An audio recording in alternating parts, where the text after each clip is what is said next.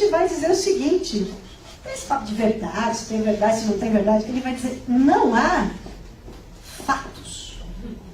Ele vai muito além. Não há fatos, não há realidade. Só interpretações. Caramba, isso aqui é divinamente mais sofisticado do que ordem e progresso. Os fatos sociais devem ser tratados como coisa, anomia, blá, blá, blá. E verdade relativa, existe, não existe, não importa. Não há fatos, só interpretações. Então, há qualquer verdade e todas elas serão verdadeiras. Quer maior liberdade do que isso? Mas tem a contrapartida, eu já vou dizer depois do intervalo, ok? E aí vai ficar no tchan, tchan, tchan, tchan, a frase que é a destruição total da razão e que é pior do que não há fatos, só interpretações das teorias pós-modernas, mas fica o suspense para depois do intervalo, tá bom? Vamos lá, tomar café? Eu vou retomar, eu vou de novo para a lousa, mas antes de ir, vamos tentar fazer um pequeno resumo da primeira parte, assim, 3, 4 coisas importantes, que é sempre bom no processo de aprendizado, retomar o que já foi dito.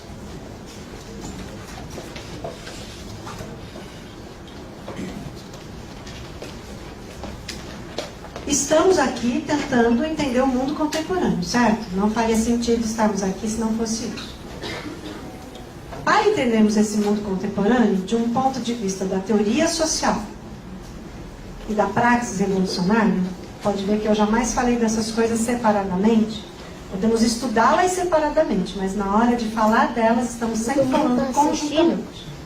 Teoria social e a nossa praxis revolucionária. E eu estou centrando aqui, nessa lousa, está exposto o processo do conceito que eu estou tentando trabalhar, do Georges Lukács, de decadência ideológica burguesa. Agora eu vou entrar no conceito de destruição da razão.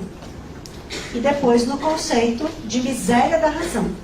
Miséria da razão foi o Carlos Nelson Coutinho que desenvolveu nesse livro que foi anexado em PDF para vocês no fim dos anos 70, início dos 80, a partir de Lukács.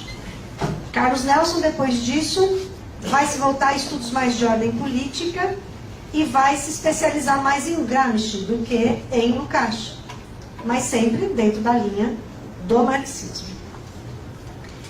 Entendo que aqui, nesse ponto em que terminamos antes do intervalo, está o centro da questão que eu gostaria de deixar registrado com vocês.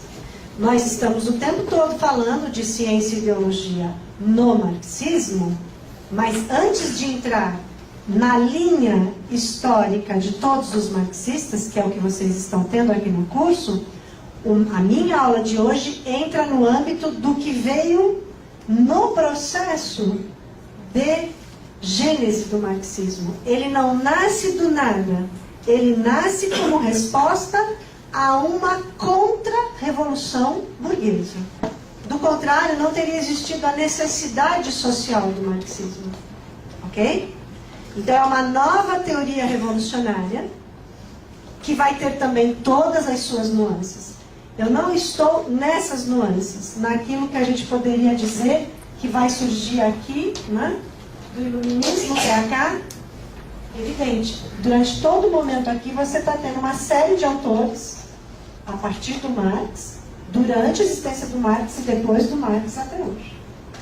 Então, não é neste momento que eu estou exatamente localizando, mas ao que o marxismo respondeu? A este processo que está aqui em cima. Às vezes a gente entra diretamente no estudo do marxismo, o que é muito importante, porque ele não é dado quase em lugar nenhum, porém a gente perde um pouco a referência histórica de ao que ele está respondendo. E se a gente tem essa clareza de ao que uma nova teoria revolucionária está respondendo, que é a toda essa decadência ideológica burguesa, é bem provável, é a nossa esperança, de que nas nossas diferentes estratégias e táticas dentro do campo revolucionário que nós trabalhamos, a gente possa secundarizá-las em função do inimigo maior que é esse. é muitas vezes quando a gente não consegue aqui se entender e muito menos entender o processo ao qual está sendo respondido, que a gente muitas vezes se perde e enquanto a gente está brigando aqui embaixo, toda essa parte está saindo extremamente vitoriosa.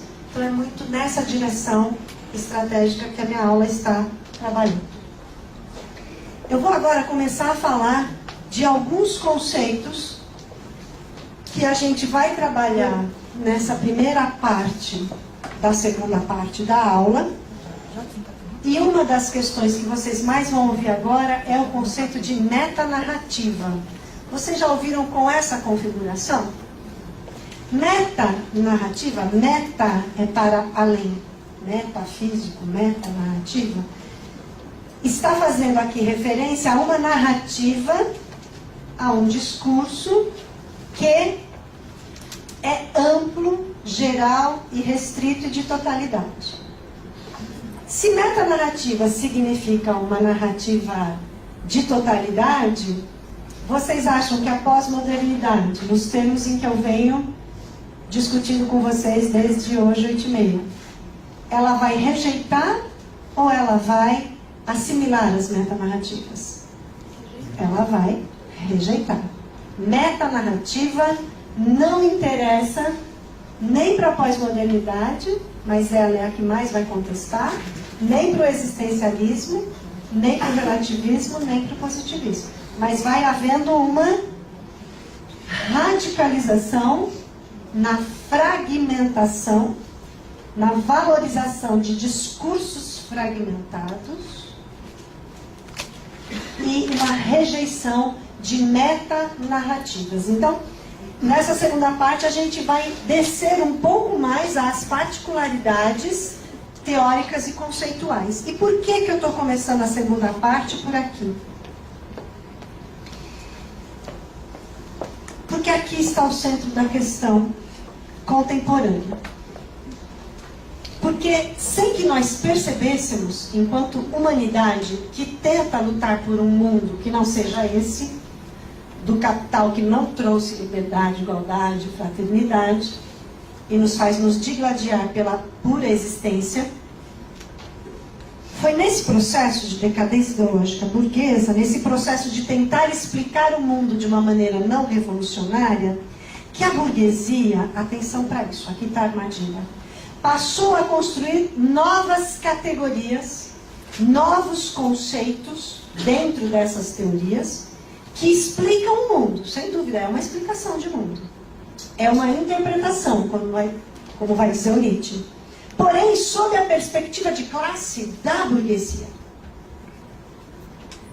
Só que ela não se coloca, os positivistas, os relativistas, os existencialistas e os pós-modernos, eles não se autodeclaram como teóricos burgueses. Não faz parte da estratégia. Não é assim que eles se apresentam. A teoria revolucionária iluminista, sim, era de perspectiva claramente burguesa. Somos burgueses, somos revolucionários, queremos mudar o mundo, vamos mudar o mundo e mudaram. Quando o discurso é de contra-revolução, ele comete o primeiro pecado conosco. Ele não se explicita, claro, ele é de contra-revolução. Então, você nunca vai encontrar um discurso explicitado quando ele é contra-revolucionário. Ele pode estar melhor construído, pior construído, mais sofisticadamente construído, nos enganar mais, nos enganar menos, mas ele não se auto-explicita. Claro, ele está nos desafiando. E o desafio teórico, ele é um dos mais difíceis de combater, porque ele exige leituras, ele exige estudos, ele exige que a gente se debruce. E é muito gostoso ler, escrever, estudar. Na verdade, é um trabalho muito grande. Quem diz que, às vezes, você fica lá só estudando, é difícil estudar. É um trabalho duro. Assim como qualquer outro trabalho físico é extremamente duro. Mas não há uma separação entre o físico e o intelectual. Se a gente entrar nessa, também já é uma estratégia na qual eles nos colocam. Então a gente costuma dizer, falando inocentemente, que é pôr a bunda na cadeira e ficar estudando. E depois levantar da cadeira e fazer coisas também. Não adianta só ficar na cadeira. Mas há o processo da cadeira. Como elas não se autoexplicitam, são categorias de uma classe específica, mas que se pretendem universais, que fazem um discurso universal. Ok? Se fazem um discurso universal, é como se fossem a única explicação para o mundo. Então, a única explicação para o mundo verdadeira, do ponto de vista burguês, é o positivismo na primeira metade do 19. Não deu conta. Não deu conta. As teorias que já estavam sendo formuladas, principalmente no marxismo, mas toda a questão do chamado materialismo histórico, e a palavra materialismo é muito mal entendida, etc., etc., estava superando. Vem o Weber. Esse foi um adversário aí, um inimigo, na verdade, à altura do marxismo. Ele combateu com muita eficácia, mas também não deu conta. Aí veio o existencialismo, muito mais eficaz que o relativismo, mas também não deu conta. E aí vieram as teorias pós-modernas dentro do existencialismo. Essas estão dando conta. E quase que o marxismo desapareceu enquanto metanarrativa. Ok? Então nós estamos num momento delicado. Onde a gente acha que tem algum marxismo, até tem, mas ele nunca esteve tão abaixo do que poderia ser enquanto metanarrativa, porque esta eficácia aqui está pegando. Voltando. Preste atenção, então, nessa questão. Há novas categorias, novos conceitos que explicam o mundo sob a perspectiva de classe burguesa, mas que se pretendem universais. Se são universais, a gente usa. E vocês vão perceber que a gente tem usado muitos dos conceitos e categorias que não são nossos para explicar coisas nossas. Então é um esforço, mas vocês vão perceber como fica uma explicação pela metade e aí nos confunde, o que é pior, muitas vezes nos faz nos degladiar, tá? Então, o principal problema que eu quero tratar aqui, principalmente sobre o momento contemporâneo das teorias pós-modernas, é a construção de categorias e conceitos de análise criados pela burguesia, mas que estão sendo largamente utilizados por aqueles que se colocam numa perspectiva antiburguesa. Então, nós temos que nos vacinar para essa armadilha. É possível, né? A gente está construindo aqui as vacinas, ok? É mais ou menos uma coisa assim, naquela frase, eles fazem, mas não o sabem. Então, a gente tem feito muitas construções teóricas e não sabendo que aquilo não é nosso, que aquilo é uma categoria usada para explicar e dar outra explicação de mundo. Essa é a armadilha pós-moderna. É fácil desarmá-la? Não. Porque a sutileza e a sofisticação desse pensamento é altamente eficaz. Ele é construído historicamente, filosoficamente, politicamente e economicamente. Inclusive, eu estava explicando aqui no intervalo, como eu falei rapidinho do G7, que o ideal também, eu entrei aqui direto no Ciência e Ideologia. Mas quando eu faço esse meu curso lá na Unesp de Marília, a gente primeiro trabalha toda a construção econômica de 1648 até o século XXI, lógico, por tópicos, né? É um curso de 6 meses. Depois, a questão política de como foram as revoluções e como foram as unificações, alemã, italiana, enfim. E aí sim a gente entra na ciência e ideologia, para num quarto momento pegar as teorias revolucionárias contra a burguesia. Tem essa parte. Aqui hoje estou dentro do escaninho ciência e ideologia, sem podermos ter feito a parte econômica, sem podermos ter feito a parte política, e toda a parte do materialismo está sendo feita ao longo de todo esse curso, ok? Por isso que eu falo dos 4 escaninhos aqui. E, por último, para eu voltar para a lousa, haverá aqui uma substituição do pensamento racionalista pelo irracionalista. Ele vai ser mais, vai ter um apelo poético maior, pensar na irracionalidade do que na racionalidade. E é nesse ponto, desse chamado engano, que eu vou entrar daqui a pouco, tá? A pergunta que nós temos que fazer para nós mesmos, e saímos daqui hoje com ela, é: a quem interessa no capitalismo, que é o que nós estamos vivendo hoje, sequer existe uma outra experiência, pelo menos mais global, como houve até 89, de uma outra tentativa de construção social? A quem interessa no capitalismo defender que o mundo todo podia ser transformado e compreendido lá no iluminismo para derrotar o feudalismo? Hoje, dizer isso interessa a quem? A quem interessa dizer que não dá para entender o mundo na sua totalidade? Evidentemente, interessa àquela que já está perdurando enquanto dominação burguesa. E é nesse sentido, então, que nós vamos explicar um pouco agora o que significa pensamento especializado, fragmentado, que é a maneira como foi organizada a universidade, o pensamento universitário, pela burguesia. Havia uma maneira de organizar o pensamento filosófico, histórico, né, científico na Idade Média. Claro, estava muito concentrado dentro dos muros da Igreja Católica, né, porque ela dominava o processo ideológico. Quando então ela deixou de ser religiosa e passou a ser laica, que é uma grande conquista, ela vai ser pensada no método positivista, relativista, existencialista ou pós-moderno, mas com uma única tônica, a especialização. Então a pergunta capciosa para todos nós é a seguinte: você é especialista em quê? Quando na verdade deveria ser a seguinte: qual é a sua visão da totalidade do mundo? Todo conhecimento que nos joga para um caninho específico, para um escaninho, melhor dizendo, específico, está nos jogando num tubo, e quanto mais especialista você for naquilo, menos você enxerga o todo. Isso é a grande eficácia do pensamento burguês, dividir-nos em várias especialidades. Começa pela grande divisão: ciências humanas e ciências exatas, biológicas, seja lá o quê. Dentro de cada uma dessas, muitas especializações. Dentro de cada especialização, mais um conjunto delas. Então, no caso das ciências sociais, depois ciência política, pensamento político brasileiro, século XVIII ao XIX, século XX ao XXI, dentro disso a primeira metade a segunda metade.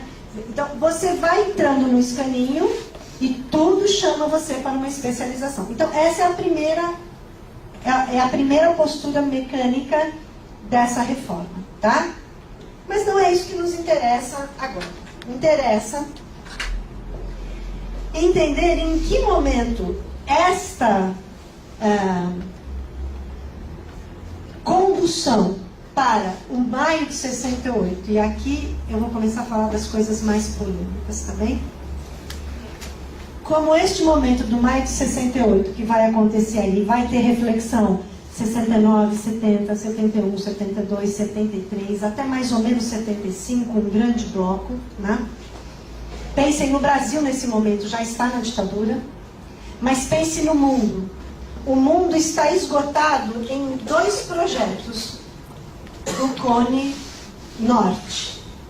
Você tem o chamado primeiro mundo, que seriam os países capitalisticamente mais fortes, que seria esse G7 e seus congêneres, desde 1917, a partir da Rússia, como fruto da Primeira Guerra Mundial e da Segunda, um avanço de repúblicas socialistas soviéticas, mais um conjunto do leste europeu, e alguma coisa na América Latina, alguma coisa na África, alguma coisa na Ásia, aquilo que se chamou de Segundo Mundo, que seria a construção do chamado socialismo real. Aí é duro que tem que fazer o chamado, o talvez sim, o talvez não, o socialismo, aquela experiência, ok? Não vamos aqui descer as detalhes. E, nesses anos 60, tinha uma parte inteira do mundo, não é que ela estava esquecida, ela estava sendo disputada economicamente por esses 2 mundos. Então, naquele momento, quando surge o termo terceiro mundo, é um termo progressista de denúncia. Hoje não, hoje ele é usado pejorativamente, não é bom nem usar. Mas, naquele momento, a palavra terceiro mundo era toda a América Latina e Caribe, toda a África, sem exceção, e a parte da Ásia pobre, não o Japão. Porque o Japão está aqui nesse grupo dos 7 capitalistas mais fortes. Okay? Esse terceiro mundo, que estava sendo disputado pelos 2 mundos, tinha grande chance de se tornar socialista, e esse perigo vinha do fato, para o capitalismo, esse perigo vinha do fato de que as forças produtivas, quando desenvolvidas no mundo socialista, pareciam ser mais rápidas do que no mundo capitalista. Porque, claro, no mundo capitalista você já, na base da produção, separava as duas classes. E na outra, supostamente, uma das classes estaria no poder, só que na forma de um monopólio de Estado. E você poderia, então, com isso, eliminar a pobreza de uma forma mais rápida. Nasser, Tito e João Goulart no Brasil, um presidente da República Brasileira extremamente mal compreendido pela nossa historiografia e que precisa ser reestudado e colocado nos seus devidos termos, não é a oitava maravilha do mundo, mas recolocado historicamente nos seus devidos termos, aproveitaram esse momento para construir uma força de terceiro mundo que fosse negociar com os dois mundos para poder dizer, e aí, estou sendo disputado, quem vai dar mais? Okay? E nesse sentido, no caso de João Goulart, ele estava partindo para a produção de bens de consumo não duráveis de consumo operário, que seria basicamente roupas, alimentação, que era o que o Brasil tinha, indústrias têxteis e agricultura, e também um pouco de construção civil. E com isso, neste momento, nós quase fomos, toda a Ásia pobre, a África pobre e a América Latina, com o Brasil conduzindo, num dado momento, para este segundo mundo.